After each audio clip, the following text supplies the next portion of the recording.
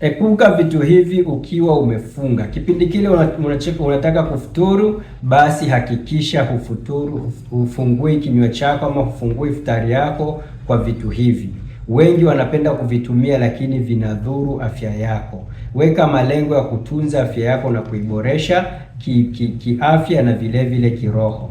Epuka kutumia vitu hivi nitakavyovitaja hapa. Moja wapo ni kutumia soda. Watu wengi wanapenda kufungua saumu yao kwa soda. Kitu hiki sio kizuri kukitanguliza wakati wa kufungua, kwani kinasababisha sukari yako ya mwili kuongezeka sana, na vile vile kinaweza kikuletea matatizo ya figo na ini moja kwa moja.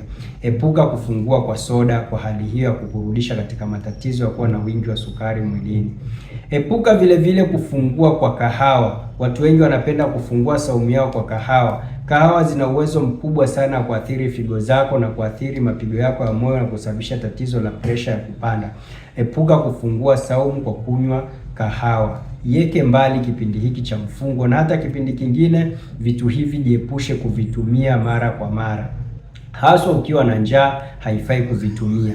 Kitu kingine watu ambacho wametaabika nacho sana wanakitumia kwa wingi imekuwa ni uraibu, ni energy drinks. Epuka kutumia hizi energy drinks wakati umefunga, unafungua saumu yako. Na kipindi hata hujafunga sio vema kutumia energy drinks. Zinaharibu sana figo zako, zinasababisha uzito kuongezeka na vile vile zinaweza kukuletea matatizo ya kisukari ama pressure. Epuka kufungua navyo na kuvitumia vitu hivi.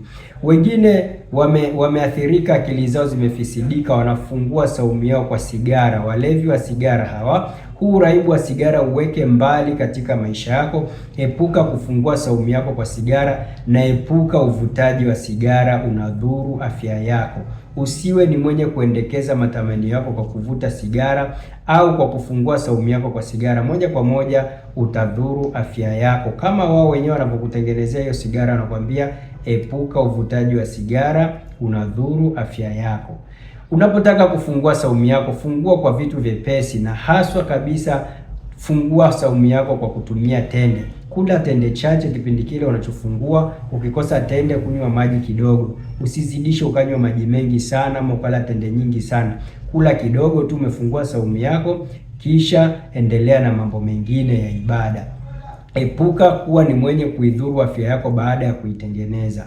Je, kawaida yako wewe unapenda kufungua kwa kitu gani? Na hicho kitu kinakuletea faida gani ama madhara gani?